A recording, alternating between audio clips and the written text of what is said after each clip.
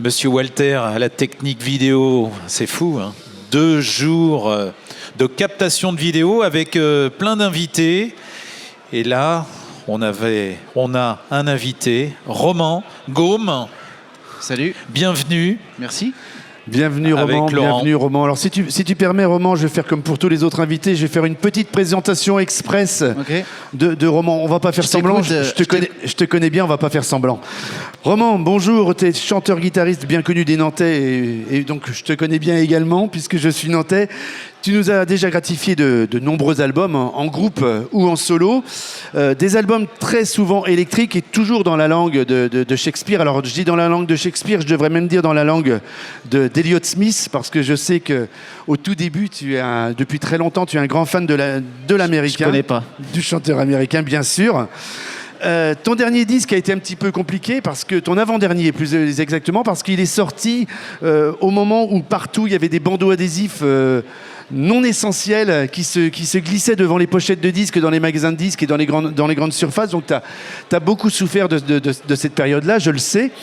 Et puis, donc, il s'est passé un long moment, ce fameux Covid que tout le monde connaît. Et puis là, surprise, à la sortie, à une période que j'imagine a été propice à la réflexion pour toi, tu nous reviens avec un album tout en français. Tout en français, c'est le 8e, si je ne me trompe pas. C'est ton 8e album. Et celui-là, il est sorti donc le 22 septembre dernier. Il est toujours aux frontières du rock, de la pop, de la folk, de la chanson aussi. Et de la chanson forcément, parce que quand on parle en français, on donne une tonalité un petit peu plus chanson à un album.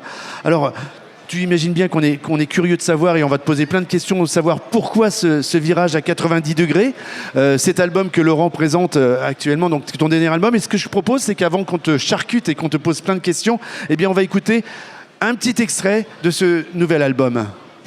Zone industrielle, tristesse des banlieues dortoirs. Béton sans le ciel, super est ouverte le soir. La vie est une boîte de 24 heures dont je cherche la sortie. La nuit, fenêtre sur l'extérieur.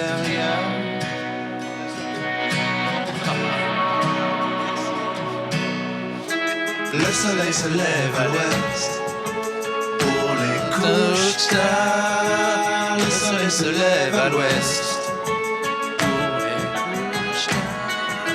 Le soleil se lève à l'ouest. Couche tard, le soleil se lève à l'ouest. Alors Roman, un album tout en français, c'est ce que je venais d'expliquer. Alors explique-nous, est-ce que c'est une réflexion post-Covid? De quoi on parle dans cet album et comment il est né?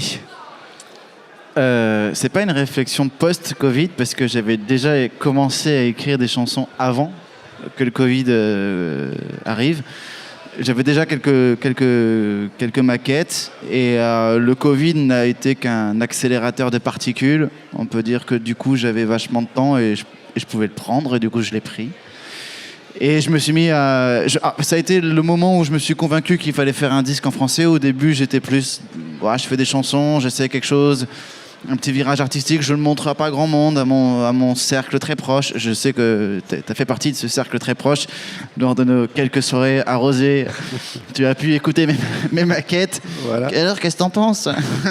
C'est vrai. Arrosé peut-être, non? Non, pas arrosé. Arrosé en Vendée. Arrosé. C'est un petit village au sud de la Vendée, Arrosé. Ah oui, on ne connaît pas, on est en Bretagne ici. Et puis après, j'ai eu plein de temps et du coup j'ai commencé à écrire d'autres chansons, puis me mettre dans l'idée de faire un disque et puis mettre en marche l'idée d'enregistrer, tout le processus d'un album qui est long, fastidieux. Ça a été long et fastidieux.